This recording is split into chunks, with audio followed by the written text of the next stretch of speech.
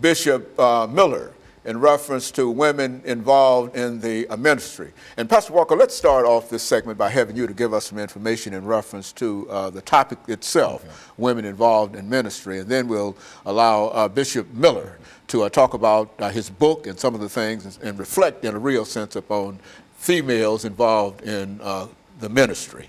Well, Dr. Haney, this is some subject matter that I can really relate to. Because I've been exposed to women in ministry ever since I was a child. My mother, she's a minister. She founded churches.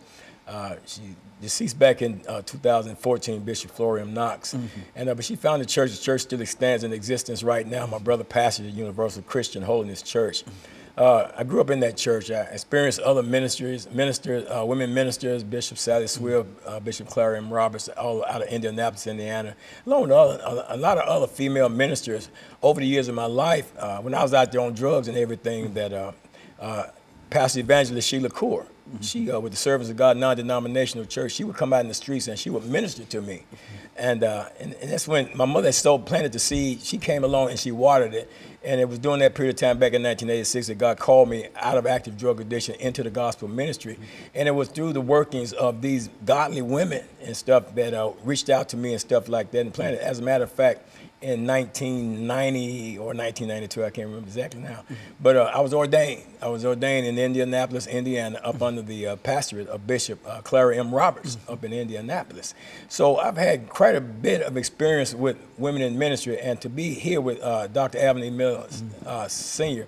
to talk about this, preach my sister, preach the biblical defense of women in the gospel ministry. I mean, and hear what I'm saying. The biblical, not his opinion, but the biblical defense for women in ministry.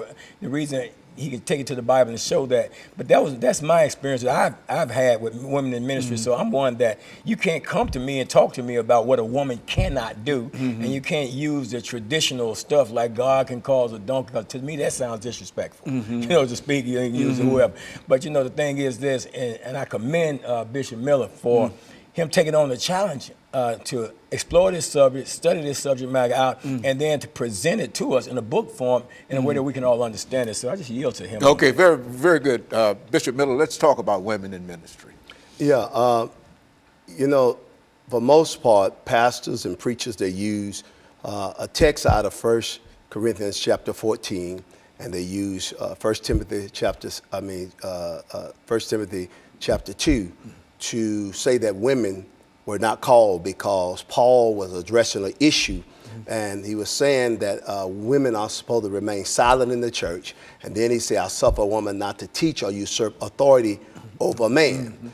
Okay, but at the same time, then First Corinthians chapter 11 says, a woman, if a man prays and prophesies with his head covered, he dishonors his head. Then it uses the same terminology that if a woman prays and prophesies with her head uncovered, she dishonors her head. So why would he use, if he didn't want women to preach, why would he use that same illustration? And so I think what was going on, as I share in the Bible, is that there was an issue that was going on in the book of Corinthians and in the congregation that he addressed in the book of Timothy, where he addressed that, because he really didn't mean for women not to preach, because there's too much in the Bible. There's too much illustration that shows, even from the Old Testament. If you would look at 2 Kings and 2 Chronicle, where there was a woman, a prophetess by the name of Huldah, H-U-L-D-A-H, where King Josiah were renovating the temple. And King Josiah, no one could interpret the writings. They ran across the book of the law, and no one could interpret that. And so King Josiah had enough wisdom and say, there's a woman, prophetess by the name of Huldah. Take it to her.